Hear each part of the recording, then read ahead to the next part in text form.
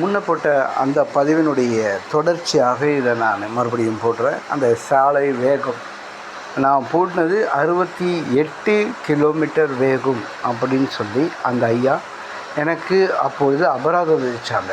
அபராதம் விதித்து அந்த அபராதம் கட்டப்பட்டது. கட்டி நான் அந்த இடத்த விட்டு திரும்ப போனேன். அப்போது அதுவே எனக்கு அந்த நேரத்தில் புதுசாக தான் இருந்துச்சு. ஏன்னா இந்த சாலையில் இவ்வளோ வேகம் போகணும், இவ்வளோ கட்டுப்பாடு இருக்கணும் அப்படிங்கிறத அவர் எனக்கு தெரியப்படுத்தி அதுக்கு ஒரு அபராதம் விதிக்கப்பட்ட போது அது கொஞ்சம் மனஸ்தாபமாக இருந்தாலும் அது நான் ஏற்றுக்கொள்ள வேண்டிய விஷயம், அது உண்மை. அந்த மாதிரி நம்முடைய சாலைகள் நம்முடைய சாலை பாதுகாப்பு ஒன்று இருக்குது. நம்மளால் மற்றவர்கள் பாதுகாக்கப்படணும், நம்மளால் மற்றவர்களுக்கு பாதிப்பு வரக்கூடாது, நமக்கும் பாதிப்பு வரக்கூடாது. அதை முதலாவது அந்த சகோதரர்கள் புரிஞ்சுக்கணும், சகோதரிகள் புரிஞ்சுக்கணும். சகோதரிகள் கூட அநேக இடத்துல வாகனங்கள், இருசக்கர வாகனங்களை அருமையாக ஓட்டுறீங்க, அதே மாதிரி 4 சக்கர வாகனங்கள் ஓட்டுறீங்க. ஆனால் சகோதரிகள் ஓட்டும்பொழுது சில இடத்துல தடுமாற்றத்தினால, உங்களுடைய தடுமாற்றத்தினால மற்றவர்களுக்கு காயம் வருதுங்கிறதையும் நீங்கள் புரிஞ்சுக்கணும். நீங்களும் அந்த சாலை கட்டுப்பாட்டை கொஞ்சம் பார்த்து நீங்கள் நடந்தால் எல்லாருக்கும் நல்லது, சமுதாயத்துக்கும் நல்லது, நாட்டுக்கும் நல்லது.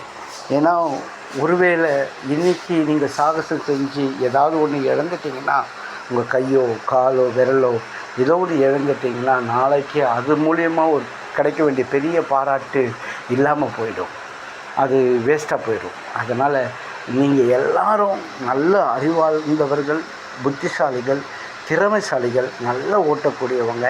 தயவுசெய்து உங்கள் சாலை பாதுகாப்பை உறுதிப்படுத்திக்கங்க. நீங்கள் ஓட்டும்பொழுது எந்த இடத்துலேருந்து நம்ம எந்த இடத்துக்கு புறப்படுறோம், எந்த இடத்துக்கு போகணும், எங்கே திரும்பணும், எங்கே நிற்க போகிறோம், எல்லாத்தையும் ஒரு விஷயம் ஒரு செகண்டில் எல்லாத்தையும் ஆலோசிச்சுட்டு நீங்கள் புறப்பட்டு போனீங்கன்னா, நீங்கள் திரும்ப வேண்டிய இடம் வரத்துக்கு முன்பாக உங்களால் இண்டிகேஷன் பண்ண முடியும். நீங்கள் எங்கே நிற்க போகிறீங்களோ அங்கே நிற்க போகிறதுக்கு முன்னாடி நீங்கள் உங்களுடைய சாலையை இடதுபுறமாக ஒதுக்கணுமோ வலதுபுறமாக போகணுமோ அதை நீங்கள் முடிவெடுத்து அதில் போக முடியும்.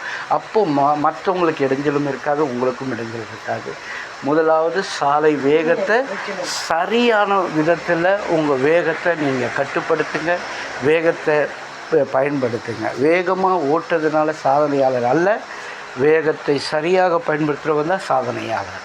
புரியுதுங்களா? ஒரு ஆம்புலன்ஸ் ஓட்டக்கூடிய சகோதரர் தன்னுடைய வேகத்தை எந்த அளவுக்கு கூட்டினாலும் அது ஒரு உயிரை காப்பாற்றும். ஆனால் ஒரு சாதாரண நபர் உங்களுடைய வேகத்தை நீங்கள் கூட்டுவதனால் சில உயிர்களை இழக்க வேண்டிய நேரிடும், சில உறுப்புகளை இழக்க வேண்டிய நேரிடும், இது போல் காரியங்களை வரும்.